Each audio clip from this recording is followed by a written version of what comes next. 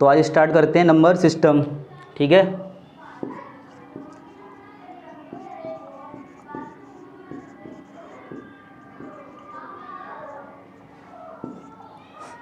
तो सबसे पहले हम पढ़ते हैं संख्याओं के बारे में। ठीक है, तो सबसे पहले पढ़ते हैं प्राकृतिक संख्याएं।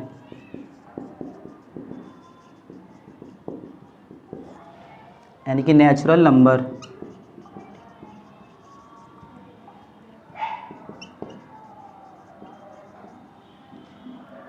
यानी कि जहाँ से गिनतियों की शुरुआत होती है वे सभी संख्याएं प्राकृतिक संख्याएं कहलाती हैं। ठीक है, जैसे एग्जाम्पल में बात करें 1 2 3 4 and dot dot dot infinite. ठीक है भाई, यानी कि जहाँ से गिनतियों की शुरुआत होती है वे सभी संख्याएं प्राकृतिक संख्याएं कहलाती हैं। अब पूर्ण संख्याएं, होल नंबर,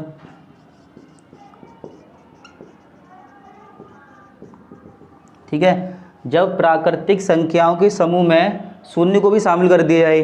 ठीक है, यानी प्राकृतिक संख्या होती है 1 2 3 and dot dot dot infinite, यदि इनमें 0 भी शामिल कर दिया जाए तो ये सारी की सारी क्या कहलाएंगी? पूर्ण संख्याएं। ठीक है, यानी जब प्राकृतिक संख्याओं के समूह में शून्य को भी शामिल कर दिया जाए तो वे सभी संख्याएं पूर्ण संख्याएं कहलाती हैं। इसके बाद पढ़ते हैं पूर्णांक संख्याएं।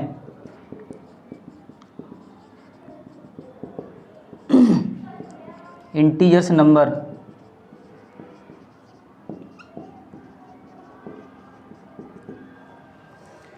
तो ये क्या होते हैं? यानी कि जब पूर्ण संख्याओं के समूह में, पूर्ण संख्या कौन सी? 0 1 2 3 and dot dot dot infinite, यानी जब पूर्ण संख्याओं के समूह में ऋणात्मक चिन्ह के साथ प्राकृतिक संख्याओं को भी शामिल कर लिया जाए, यानी कि -1 -2 -3 एंड डॉट डॉट -इनफाइनाइट, यानी कि जब पूर्ण संख्याओं के समूह में ऋणात्मक चिन्ह के साथ प्राकृतिक संख्याओं को भी शामिल कर लिया जाए तो वे सभी संख्याएं पूर्णांक संख्याएं कहलाती हैं। ठीक है, आगे देखें।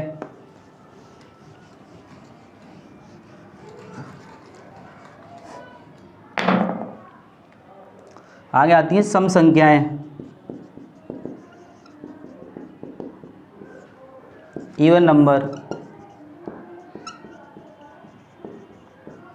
सही है, यानी कि वे सभी संख्याएं जिनका इकाई अंक 0 2 4 6 और 8, यानी कि 0 2 4 6 एवं 8 हो तो वे सभी संख्याएं सम संख्या कहलाती हैं। सही है, दूसरी भाषा में कहें यानी कि वे संख्याएं जो 2 से पूर्णतः विभाजित होती हैं। जैसे कि एग्जाम्पल में 512 यानी 2 से कट रही है तो कैसी समय, और ले लें एग्जाम्पल 310, इसका इकाई अंक 0, ये भी समय, यानी जो 2 से कटती हैं वो सम कहलाती हैं। ठीक है, या दूसरी भाषा में जिनका इकाई अंक 0 2 4 6 और 8 हो तो ये सभी संख्याएं सम संख्याएं कहलाती हैं। आगे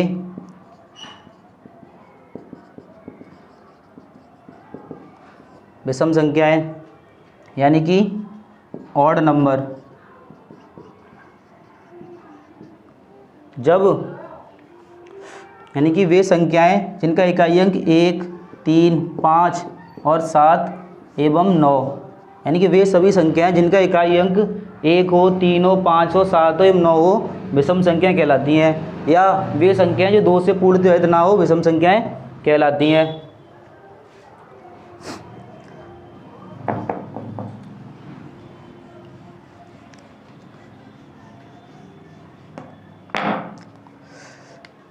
आगे देखें।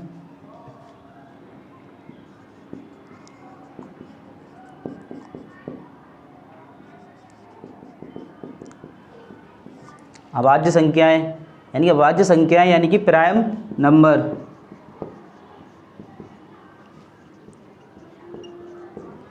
यानी कि वे संख्याएं जो केवल और केवल अपने आप से विभाजित हों और किसी भी दूसरी संख्या से विभाजित ना हो, यानी कि वे केवल संख्या अपने आप से घटनी चाहिए बस। जैसे एग्जाम्पल में बात करें 2 है 3 है 5 है 7 है, ये सब अपने आप से घटेंगी। ठीक है, अब बात करें 1 की, 1 क्या होगी? 1 भी तो अपने आप से घटती है, लेकिन अभाज्य संख्या की दूसरी परिभाषा होती है, उसका मतलब है कि ये वे संख्या जिनके केवल और केवल 2 गुणनखंड होते हैं अभाज्य संख्या कहलाती हैं। कम से कम 2 फैक्टर होने चाहिए तो ये अभाज्य कहलाएगी, वरना नहीं कहलाएगी वो। तो अगर 1 की फैक्टर करें तो 1 का केवल 1 ही फैक्टर है, इसलिए 1 ना तो भाज्य और ना ही अभाज्य है। ठीक है, यानी कि वे संख्या जो केवल केवल अपने आप से घटे या दूसरी भाषा में जिनके केवल 2 फैक्टर हों, सही है, एक तो खुद और एक, तो वो सारी की सारी संख्याएं अभाज्य संख्याएं कहलाती हैं। आगे बढ़ते हैं भाज्य संख्याएं।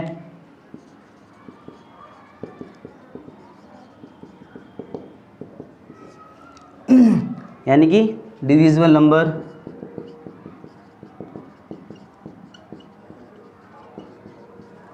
डिविजिबल नंबर यानी कि वे संख्याएं जो अपने आप से कटने के साथ साथ दूसरे से विभाजित हो जाए, यानी खुद से तो विभाजित हो रही है, वो दूसरे से विभाजित हो जाए, तो वे सभी संख्याएं भाज्य संख्याएं कहलाती हैं। जैसे एग्जाम्पल में 4 है, ठीक है, और 6, 8 एंड डॉट डॉट आगे चलती रहेंगी। यानी कि जो अपने आप से कटेंगी वो तो अभाज्य, और जो दूसरे से भी कटे हैं, यानी खुद से कटने के साथ साथ दूसरे से भी कटे हैं, वो कहलाती हैं भाज्य संख्याएं, भाज्य। ठीक है, आगे देखें।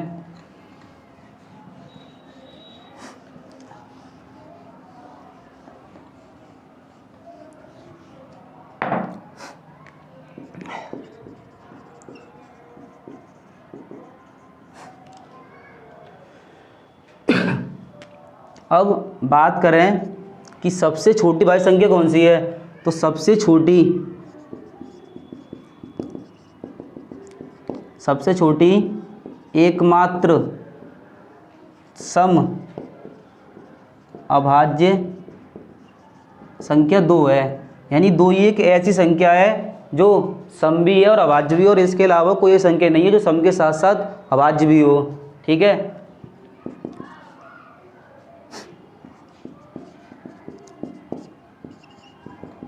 सबसे छोटी विषम अभाज्य संख्या कितनी है? 3 है। सही है, सबसे छोटी विषम अभाज्य संख्या 3 है और सबसे छोटी एकमात्र समभाज्य संख्या 2 है। ऐसे पूछता है कि सबसे छोटी भाज्य संख्या बताइए जो कि विषम हो, तो कौन सी होगी? 9, यानी कि विषम भी हो और भाज्य भी हो और छोटी भी हो। अगर पूछता है कि सबसे छोटी 2 अंक की अभाज्य संख्या बताइए तो 11 होगी। 2 अंक की सबसे बड़ी पूछता है तो कितनी होगी? 97 होगी। ठीक है, कभी कभार पूछता है कि 100 से कम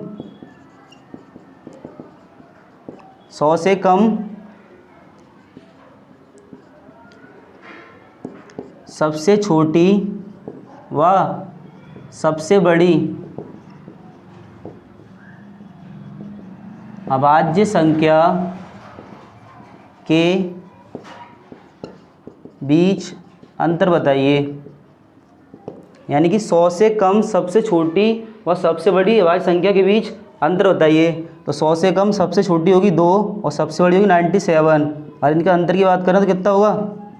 95। ठीक है,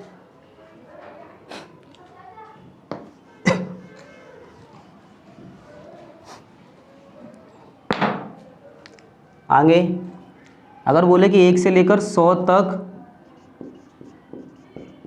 कुल कितनी अभाज्य संख्याएं होती हैं, तो 1 से लेकर 100 तक कुल 25 अभाज्य संख्या होती हैं। कितनी होती हैं? 25 होती हैं, जिन्हें हम निम्न तरीके से याद करते हैं, जैसे कि शॉर्ट ट्रिक है 4 4 2 2 3 2 2 3 2 1, यानी कि 4 4 2 2 3 2 2 3 2 1। ठीक है, अब क्वेश्चन कैसे पूछता है? जैसे मान लो क्वेश्चन ने पूछा कि 1 से लेकर 50 तक अभाज्य संख्या बताइए। ठीक है, तो 50 तक बोल रहा है तो 10 20 30 40 50, यानी यहाँ तक काउंट कर लो। 4 और 4 8 और 2 10 12 और 3 15, यानी कि जहाँ तक पूछे वहाँ तक बता सकते हैं हम। ठीक है, अगर क्वेश्चन बोलता है कि 1 से लेकर 100 तक केवल विषम अभाज्य संख्या बताइए, यानी 1 से लेकर 100 तक केवल विषम अभाज्य संख्या बताइए, यानी 1 से लेकर 100 तक केवल और केवल विषम बतानी है बस। तो 1 से लेकर 100 तक विषम कितनी होंगी? 24, क्योंकि एक ही तो सम होती है अभाज्य। 2 है, बाकी जितनी भी संख्या है वो सारी की सारी विषम होंगी। तो ध्यान रखना कि 1 से लेकर 100 तक कुल पूछता है तो 25 और केवल विषम बोलता है, विषम तो कितनी होंगी 24। ठीक है।